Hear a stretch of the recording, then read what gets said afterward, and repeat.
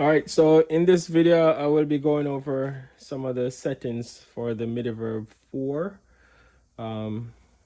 just to show you, how some of the settings are done and how to use it. So when you turn it on, I'm actually on program 0. You can be in user or you could be in settings, preset settings. So program switches between the two. All right, so I'm going to go to user. And if I was in user, and I was on 1, that's concert all setting, right? To make any changes, you could hit edit. And this is how you will access the most of the settings, right? Just hit edit. And whenever you hit edit, you notice right here it says page. You have 4 pages of settings. So you hit edit again to step through the pages. That's how that works. So I'm just going to be showing off, 5 of the most common settings, which is input, output, the decay, the low pass filter, and the mix. Those 5 things. Those are the 5 main things I change. If you change anything else, you can let me know. But anyways, let's talk about the decay, right? To get to decay is on the first page of the settings, right?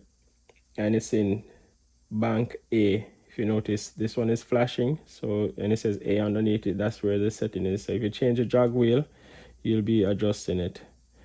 Decay is the amount of seconds that the reverb will last. All right, the reverb sound that you hear. So we have decay, and then the next thing is low pass filter. You notice it says 3.6 kilohertz.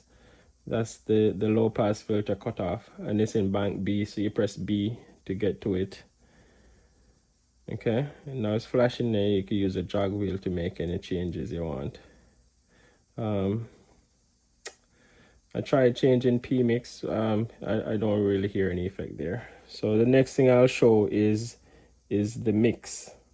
How much of the reverb signal is mixed to the output. And that's on page 4. So you just hit edit and it steps through the pages, goes to page 4, and mix is right here. Mix is on bank D, so you press D to get to it. I think by default it's all the way up at 20%, and this reverb, it really does push out a lot of reverb at 20%. So I play it right around 3%. That 3% or 2% is what I'm looking for. Well, actually on the MidVerb 4, it really pushes out a lot of reverb signal. So that's on page 4, right? You hit edit again, it goes back to page 1, right? Now to activate, before I get to the bypass, you have the input. So to adjust input, you press input. You have the input and output button, which is easy. You don't have to go into any major settings for that. I set that at 80%, output at 80% also. So you could adjust that with the jog wheel. Both of them you adjust. Everything you adjust with the jog wheel. If you like what you set, then you hit store. You could store it. You could select the preset bank that you will use here, and you could actually type what you want here. And to type what you want here, you press name. You notice the subscript here, it says name. You press name, use the jog wheel to select the letter, and then these 2 arrows here go back and forth between the MidVerb 4. All right, these 2 arrows. And then you hit, once you're done typing your name, then you hit store again and it stores it. Okay, to get back to the main screen, you hit program. All right, now we talk about the bypass. To bypass it, you hit these 2 buttons and it bypass. You activate bypass mode. You press both of them and it takes off the bypass. There's another setting here that you could get to. It's on utility. I don't really trouble anything here. Don't understand much of the things here. I don't really trouble anything there. And it has 6 pages of utility settings.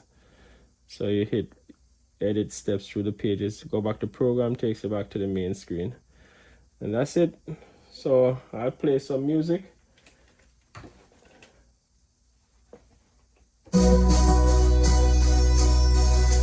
Just to get a feel of how this reverb sounds like.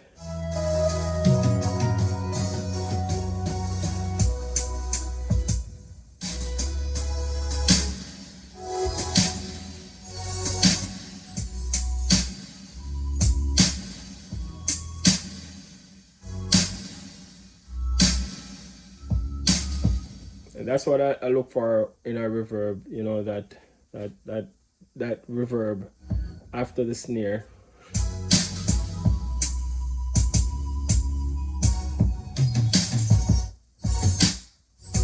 That's bypass.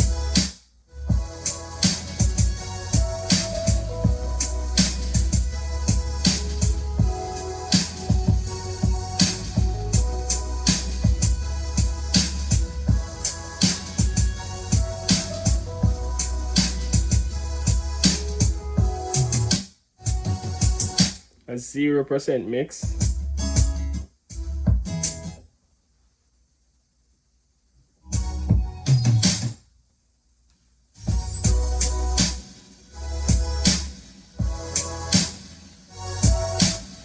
It's 1% mix. 2%. And by the sound, I think that it seems I could just, you know, use this at 1% mix.